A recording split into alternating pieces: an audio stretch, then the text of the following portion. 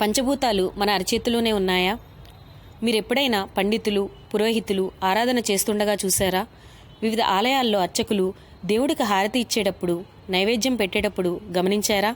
ఆ సమయంలో వాళ్ళు అరచేతిని తిప్పుతూ వేళ్లతో కొన్ని ముద్రలు పెడుతూ ఉంటారు.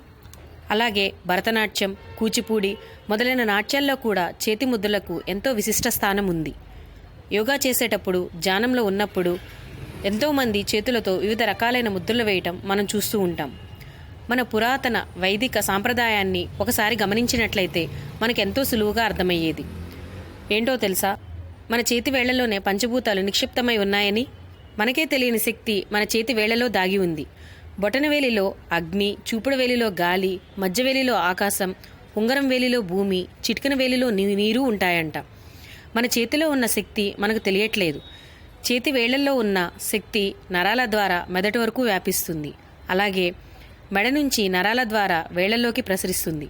అందుకే ఆశీర్వచనానికి కూడా మనం పెద్దపీట వేశాం.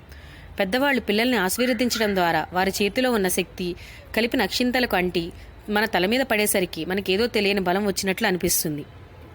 అలా పంచభూతాలు మన అరచేతిలోనే ఉండటం వల్ల మనం వేసే ఒక్కొక్క ముద్రకి ఒక్కొక్క శక్తి ఆవహించి ఉండి దాని పని అది చేసుకుని పోతుంది. చేతితో అన్నం తినటం కూడా మన పెద్దవాళ్ళు మంచిదని ఊరికే చెప్పలేదు.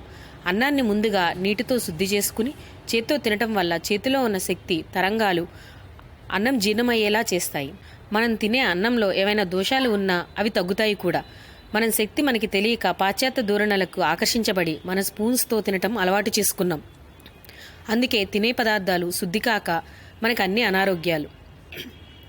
అంతేకాదు మన చేతి వేళ్లల్లో ఇలా శక్తి తరంగాలు, పంచభూతాలు నిక్షిప్తమై ఉండటం వల్ల మనం చేతితో ఎక్కువసేపు పట్టుకునే వస్తువుల ప్రభావం కూడా మనం ఎంతో ఉంటుంది. జపం చేసేవాళ్ళు మానసిక ప్రశాంతత కోరుకుంటారు కాబట్టి వాళ్ళు తులసి పూసలు చేత్తో తిప్పుతూ జపం చేస్తారు. అలాగే మనం నిశితంగా పరిశీలిస్తే చేత్తో ఎక్కువసేపు పెన్ను పట్టుకుంటే కాసేపటికి పేపర్ కనిపిస్తే ఏదో ఒకటి రాయాలని లేదా ముగ్గులు వేయాలని అనిపిస్తూ ఉంటుంది. అలాగే కర్ర కాసేపు పట్టుకుని ఉంటే దానితో ఏదైనా కొట్టాలని అనిపిస్తుంది. అలాగే కత్తి చేత్తో పట్టుకుంటే కాసేపు అయ్యేసరికి దాని మీదైనా పిసిరి అది పెరిగేలా చేయాలనిపిస్తుంది. లేదా దేన్నైనా పొడవాలనిపించి ఆఖరికి కూరగాయలని అటు ఇటు ఘాట్లు పెడుతూ ఉంటాం. ఇలా మనం చేత్తో ఏ వస్తువు పట్టుకుంటే ఆ వస్తువు సహజ గుణాన్ని మన చేతులు గ్రహించి వాటితో చేసే పనులు మనం స్వయంగా చేసేలా చేస్తాయి. ఆఖరికి మన జీవితం ఎలా ఉంటుందో కూడా అది మన అరచేతిలోనే ఉంటుంది.